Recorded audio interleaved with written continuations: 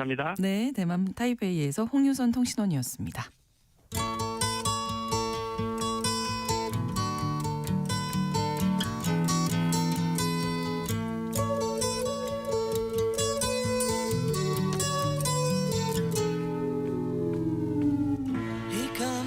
넓은 지구촌의 한 지역, 장소를 중심으로 우리가 주목할 이야기 전해드리는 수상한 GPS입니다. 오늘도 구정은 국제전문기자와 함께하겠습니다.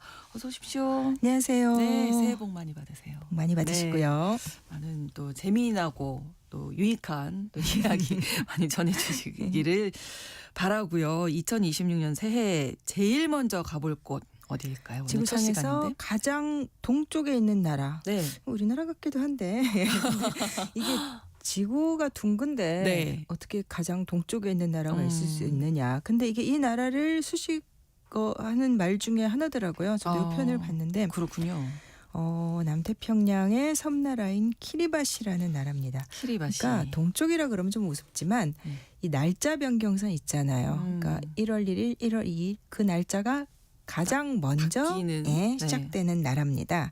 그래서 뭐 이 나라 올해도 해는 떴고 세상의 어느 나라보다도 제일 먼저 이제 2026년을 맞았습니다. 네. 근데 적도 바로 이쪽에 이제 거의 붙어 있더라고요. 네. 근데 32개의 섬들, 뭐 상당수는 이제 그냥 환초, 산호초 같은 거여서 이렇게 뭐 사람이 살진 않는 섬도 많던데 네.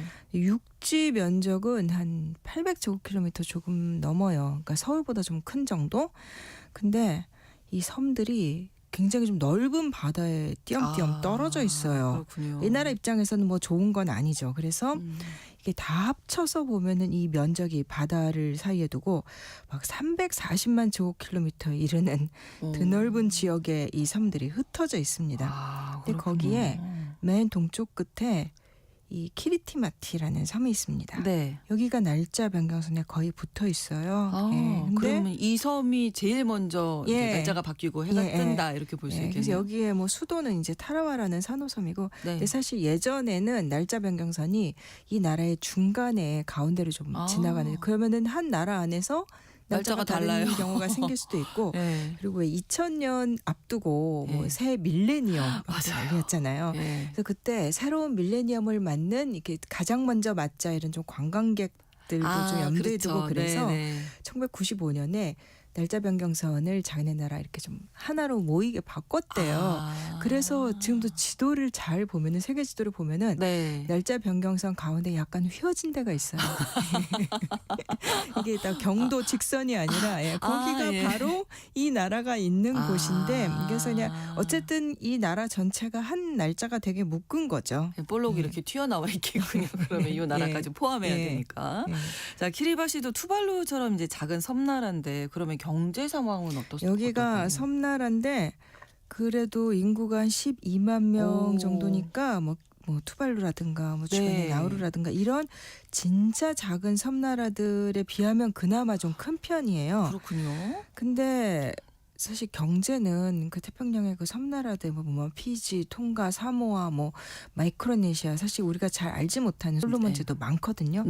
근데 이 키리바시가 제일 가난해요.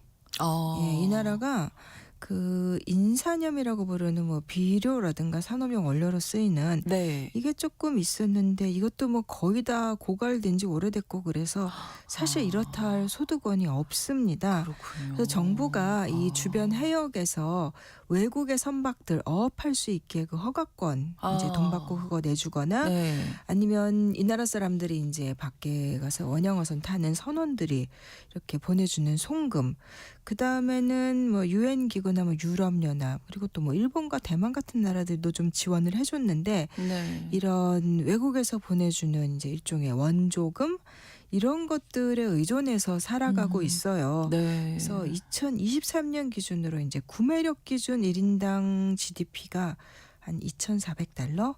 그러니까 세계에서 가장 가난한 축에 속하고 주변국들과 비교해서도 이제 최저개발국이죠. 그렇군요. 언제부터 이 섬에 사람이 살았을까요? 그러니까 이 정말 외딴 섬인데 뭐 고고학적 기록이나 이런 걸로 보면은 아주 높여 잡으면 기원전 3,000년이니까 5,000년 전 인류는 대단합니다. 그때부터 그 다음에는 한 서기한 1300년 무렵에 예. 이제 주변에 뭐 사모아라든가 통가, 피지 이런 데서 간 사람들 징검다리처럼 이제 태평양을 건너간 거죠. 그때부터 거주를 해왔는데 그래서 아주 초창기에 살았던 사람들은 그러니까 이 띄엄띄엄 떨어져 있는 이 섬나라들을 일종의 문화권을 좀 구분을 하는데 네. 예를 들면 뭐 오스트로네시아라든가 폴리네시아계, 멜라네시아계 이런 식으로 좀 구분을 해요. 네. 근데 이 섬에는 이 키리바시에는 다 섞여 있다고 하더라고요. 예, 특히 이제 서기 1300년 고 무렵에 네. 사모아에서 이주해온 사람들, 이 사람들이 이제 폴리네시아계라고 하는데 여기 가서 원래 있었던 사람들과 섞여서 이제 시족 사회를 형성을 했는데 뭐 이때 보니까 여기에 뭐 위대한 부족장 템비노크 이런 시족의 지도자 네. 이런 사람들이 있었대요. 근데 이게 그 보물섬이라는 우리 어릴 때 만화로도 네. 보고 책으로도 봤던 네. 이제 19세기 영국 작가 로버트 루이스 스티븐슨이 쓴 책인데 이 스티븐슨이 이 섬에 갔었대요.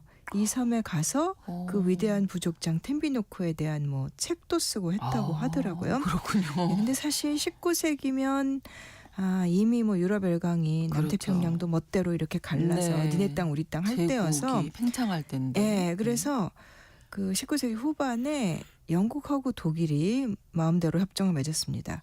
그래서 거기 아주 작은 이 한번 소개해드렸었는데 섬나라 나우루 네. 여기는 뭐 독일 쪽에서 그 다음에 이 또 영국이 이 섬나라들을 길버트 제도, 앨리스 제도 이런 식으로 나눠가지고 그거는 영국이 영국식 이렇게, 이름을 지어줬네요. 예.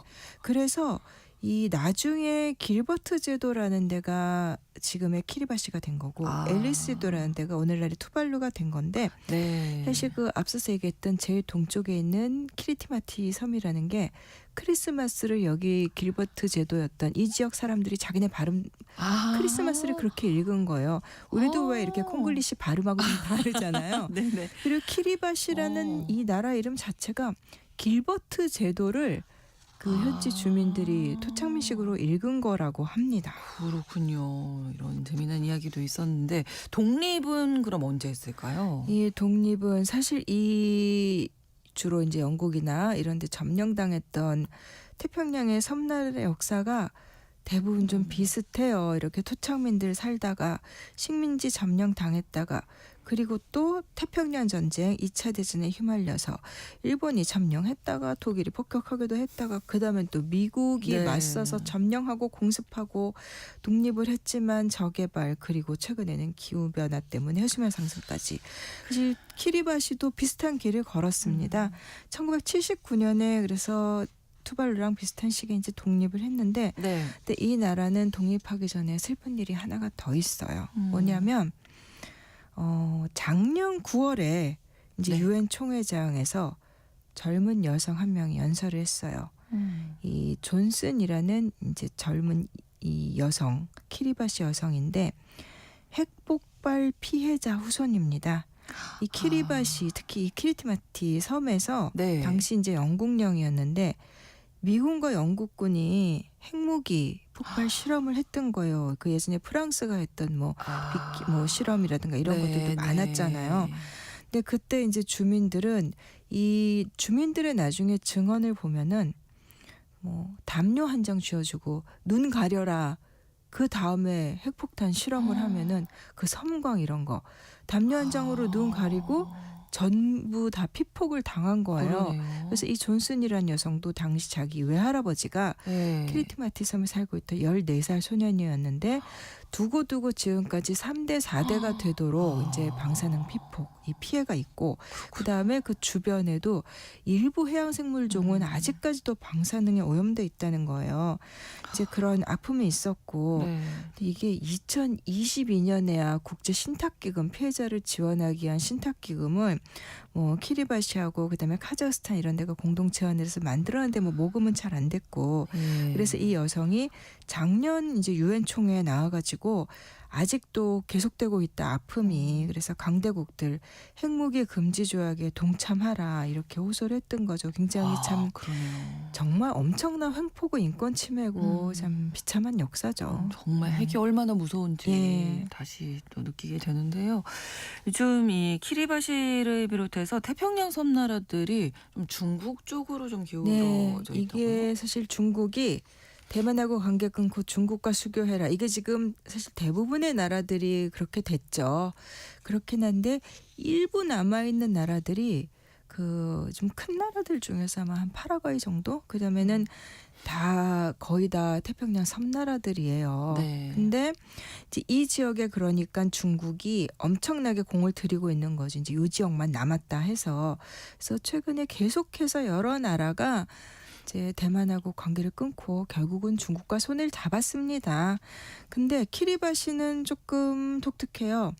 사실 1980년에 이미 중국하고 굉장히 일찍 수교를 한 편입니다. 네. 뭐 한국 같은 나라보다 훨씬 먼저 이제 그러네요. 수교를 했죠. 네. 그런데 20여 년 지나서 2003년에 대만으로 방향을 틀었어요. 대만과 수교를 했고 네. 네. 그때 이제 중국이 여기다 위성 기지 같은 것도 두고 있었기 때문에 압박을 많이 했다고 하는데 키리바시가 그때 사실 돈 때문에 대만하고 다시 수교하면서 이제 대만이 그 뒤로 원조를 많이 해줬대요. 해줬는데 2019년에 다시 중국으로 갈아탔습니다. 어떻게 보면은 돈도 없고 힘도 없는 그러니까요. 나라가 이게 욕할 일이 아니라 어쩔 수 없는 어렵게 선택. 자기네들 나름대로는 계속 줄타기를 했던 거죠. 네. 근데 이제 최근 들어 중국이 이제 남태평양이 남중국해를 아시아의 내해라고 볼 수 있는 것을 넘어서서 이제 많이 진출하면서 미국하고 좀 패권 경쟁 확대되고 있잖아요. 네. 그러면서 키리바시 같은 나라들도 이제 중국 입장에서는 중요한 포스트 중에 하나가 되는 거고 그래서 2023년에는 중국의 뭐 병원선이긴 하지만 이제 의료 선박이긴 하지만 어쨌든 중국의 군 선박으로는 처음으로 이 병원선이 이 나라 입항을 하기도 했고 네. 또 작년 5월에는 키리바시 대통령이 또 중국을 찾아갔어요. 그래서 왕이 외교부장 만나서 뭐 이렇게 뭐 협력하자. 그리고 최근 뉴스를 찾아보니까 심해 채굴 협력 같은 거 이런 것도 많이 논의를 하고 있습니다. 네. 이제 뭐 중국이 최근에 뭐 코발트, 니켈, 뭐 구리 이런 광물 매장지 다 찾아다니고 있잖아요. 네. 그래서 이제 태평양 국가들에도 이제 심해 이제 매장 자원 찾아서 접근하고 있는데 키리바시도 그 중에 하나인 거죠. 네. 그럼 심해 자원 개발을 하면 좀 도움이 될까요, 경제적으로? 전망이 그렇게 밝은 것 같진 않아요. 네. 이제 상업성이 있느냐가 문제인데 네. 그럼에도 불구하고 이런 섬나라들은 중국에 가까이 가고 싶어하는 마음이 클 수밖에 없죠. 예를 들면 키리바시 같은 경우도 이 수도인 이 타라와 섬에 이제 본섬이라고 할 수 있는데 여기다가 중국 국영 회사가 도로 지어주기 시작했거든요. 네. 이제 도로 길이도 29km밖에 안 됩니다. 하지만 이 나라한테는 현실적인 도움을 주는 거고 그렇죠. 사실 미국은 조 바이든 정부 때 뭐 조금 도와주겠다, 뭐 대사관 되겠다 하다가 지금 도널드 트럼프 정부가 뭐 여기까지 관심이 있겠어요? 그렇죠. 네, 또 근데 키리바시 소식에 이례적으로 등장한 또 미국 기업들이 또 있긴 하더라고요. 스타링크, 일론 머스크. 예, 스페이스X. 네. 참 안 끼는 데가 없습니다. 예. 이 스페이스X가 운영하는 스타링크 위성통신 서비스가 개통이 됐대요. 네. 이제 인프라 기존의 통신 인프라 없는 곳들에 스타링크를 계속 깔고 있는데 그 중에 하나를 이제 이 키리바시에도 깐다는 거죠. 그래서 그 뭐 개도국의 디지털 격차 해소하겠다라고 하는데 네. 그 이 나라 자체가 그러니까 어떻게 보면 이게 한쪽에서는 결국은 다 경제적인 이익을 위한 거다. 중국이 됐든 미국 기업이 됐든. 그렇죠. 근데 참 이게 말은 쉽지만 이 나라 사람들 입장에서는 절박한 게 아닌가 싶어요. 그렇습니다. 근데 가장 지금 걱정하고 있는 부분은 기후 변화인 역시 거죠. 그렇죠. 네. 예. 이 키리바시를 비롯해서 태평양 섬나라들이 배출하는 온실가스의 양, 전 세계 배출량의 0.3%도 아니고 0.03%에도 못 미친다고 합니다. 네, 하지만 피해는 또. 기후 재난이 이미 진행 중이죠. 사실 이 키리바시 같은 나라는 이쪽은 무슨 뭐 이렇게 태풍 같은 이런 게 있고 막 그런 지역이 아니에요. 안정된 지역이에요. 기후적으로는. 네. 그런데 최근에는 그런 것들이 영향을 미치는 일이 생겼고 그다음에 결국 해수면 상승인데 이미 2008년에 키리바시 정부가 호주하고 뉴질랜드에 키리바시 시민을 우리 좀 영구 난민으로 받아들여 달라 이렇게 요청을 했습니다. 네. 이제 그 해에 당시 키리바시 대통령이 이제는 되돌아갈 수 없는 지점, 이제 되돌릴 수 없는 지점에 도달을 했다. 고통스럽지만 더 이상 국가가 존재하지 않는 날을 대비해야 된다 이런 말을 했었어요. 너무 슬픈 그리고 얘기네요. 2012년 초에는 이 키리바시 정부가 그 좀 그나마 가깝고 큰 피지에 이제 두 번째로 큰 섬에 한 2,200헥타르 정도 땅을 샀습니다. 네. 이제 이 나라 전체가 물에 가라앉진 않더라도 가라앉는 지역들이 생기면 이재민이 생기니까 이쪽으로 이제 좀 이주시키기 가게 하기 위한 거겠죠. 용도였고 그 다음에도 이제 뭐 몇 곳에 땅을 더 샀습니다.